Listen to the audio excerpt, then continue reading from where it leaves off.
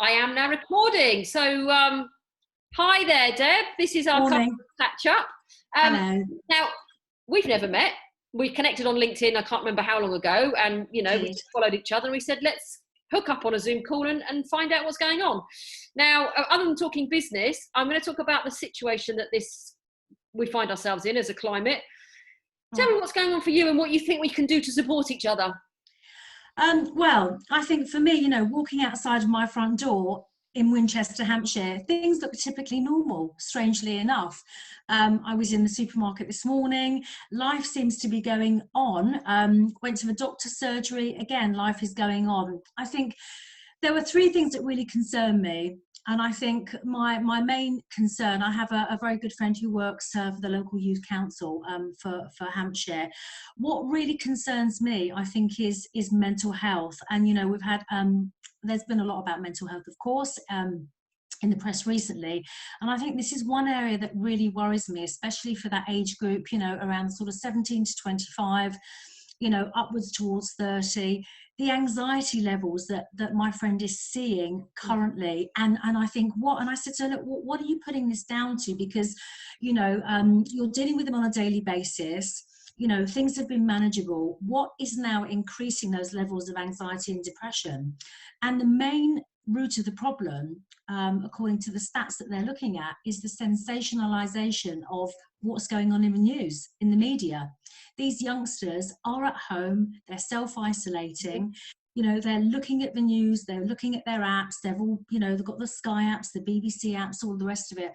And, they are just being bombarded with notifications, media announcements, etc. And this is increasing their levels of anxiety to a point where they're really not coping. So that for me is a big worry. And I'm with you on that. I don't have any children, but I have a stepdaughter, and she's been working from home for nearly 2 weeks now. And I know it's a big thing for her, just from her personality style. She can work from home, absolutely no issue at all, and self-motivated. But actually, to be isolated, it's that human interaction, isn't it? And it is. I think you're right in terms of that generation.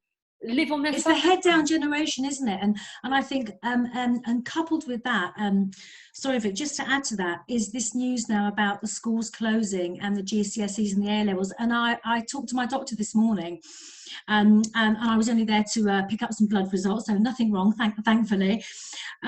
She was telling me that her 16-year-old daughter is absolutely beside herself, and I said, what's wrong? And she said, she's 16. Goodness knows when she's going to go back to school. It's not the GCSE thing that's worrying her. It's, Mum, I'm 16. What do I do if I've got to stay in? What am I going to do?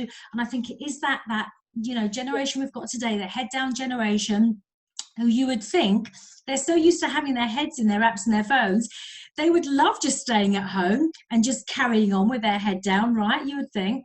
But actually, it's having a reverse effect on their thought process.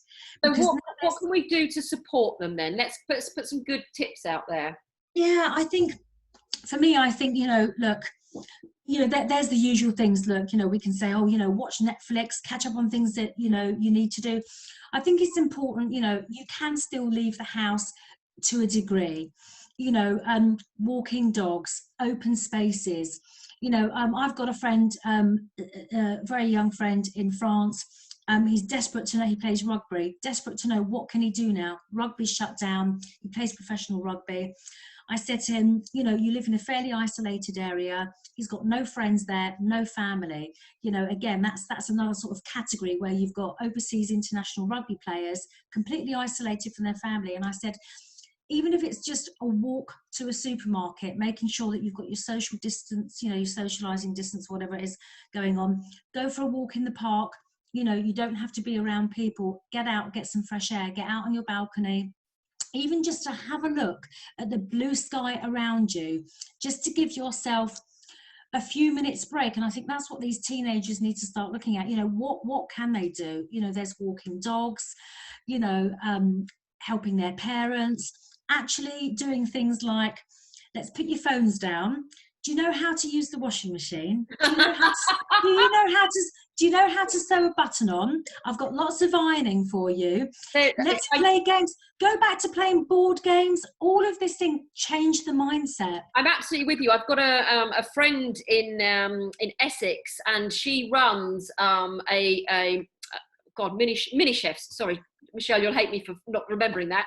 And she teaches school children how to cook, what to cook, and it's amazing. It is all of those things, especially when we're going to look at our cupboards thinking, no idea what's in that tin because the label's disappeared, and make stuff. And I think that's the thing, is we've got to bring them out of doing this, going everything. Absolutely. So what did we do? I thought, what did I do? What did we do? I mean, I'm not going to give away my age necessarily on here, but let's just say that I was a teenager in a time where, everything was manual. There was no digital. There were no mobile phones. What did I do?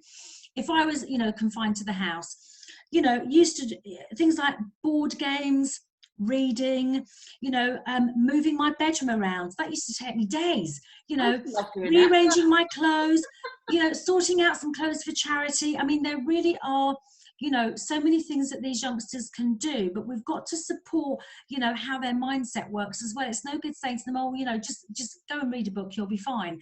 No, you've got to actually kind of indulge yourself with them as well, and help them to see that it can be fun doing that kind of thing. Imagine a power cut, imagine no internet. It's the same sort of thing, isn't it? Like learning new skills. And the first coffee that I had when I decided to do this was with Lynn Lambourne, and she's massive on Instagram, and she's a big warrior on waste and the whole recycling and everything. And so I have made sure that I have got everything I need, and so the weekend, and if we get locked down, I'm going to be in my garden, I'm going to be planting my veg patch. Absolutely. These kind of things.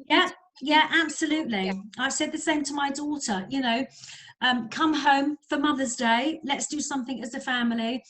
She's healthy, we're fit and healthy. I said, we can do some gardening. I'll wash your car with you. There are lots of things that you can do. I said, perhaps you can wash my car and I'll pay you for it. That was certainly something that perked her up a little bit. But there are lots of things that we can do, and I think it's just really encouraging them. So the mental health for me is one thing, that I'm concerned about, and I think that has got to be a priority. And again, the other thing for me, it isn't so much about the virus itself. We will get through this. There are casualties inevitably, of course, but it's the downturn in the economy, and I think, will we recover from this? Somebody said to me, I saw somebody on Tuesday who's very experienced in the travel industry. She said, we are never going to recover from this. And I said, really? And I think I always like to be optimistic. I think we will recover, but it will be a very, very slow process, maybe even a 5 to 7 year process. I think we will recover, but the economy has never seen anything like this. Like you say, it's unprecedented. And like you say, so that worries me. Yeah, I like to think that we will recover, and we are in different times, unusual times. But what I'm going to do, I will carry on talking to you, but I'm trying to get these into that 8-minute slot, so we can carry on talking. The one thing you can do out there, folks, is find LinkedIn connections, a bit like me and Debs have, and pick up a Zoom call and chat with each other. This is the best time to find out what all your connections do, because if the economy is going to be struggling, we need to know what everyone does so that we can recommend each other. And make a new friend. Yeah, exactly. So thanks for today's coffee and catch up. I'm going to click stop now, but we'll carry on.